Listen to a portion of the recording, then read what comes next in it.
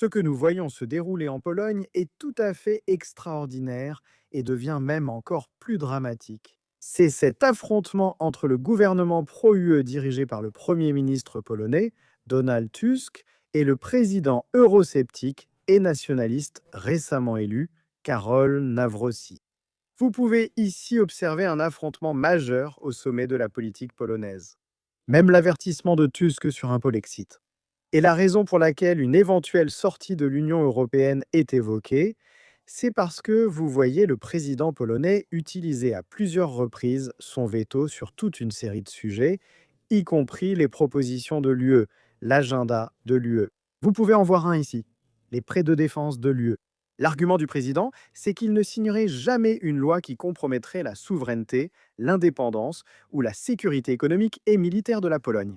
Le président oppose son veto au projet de loi technologique de l'UE et vous pouvez voir ici ce qu'il dit. Il affirme que cela confierait le contrôle du contenu Internet à des responsables dépendants du gouvernement, pas à des tribunaux indépendants.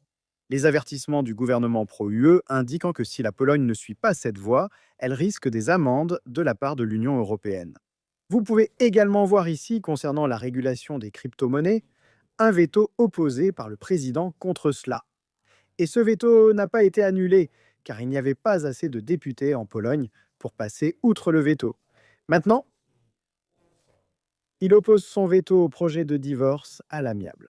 Vous pouvez donc voir ici, sur toute une série de questions, un énorme affrontement entre le gouvernement pro-UE et le président polonais eurosceptique. Mais vous voyez aussi que cela va encore plus loin.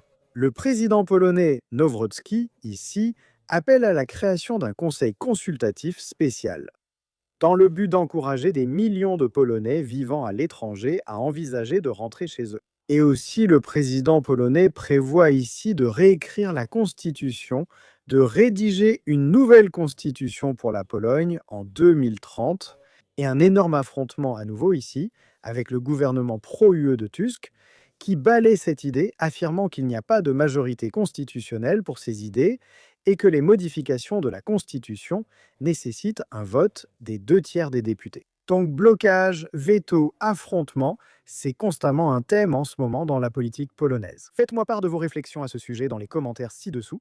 N'oubliez pas de mettre un petit pouce bleu à cette vidéo, et comme toujours, merci de regarder.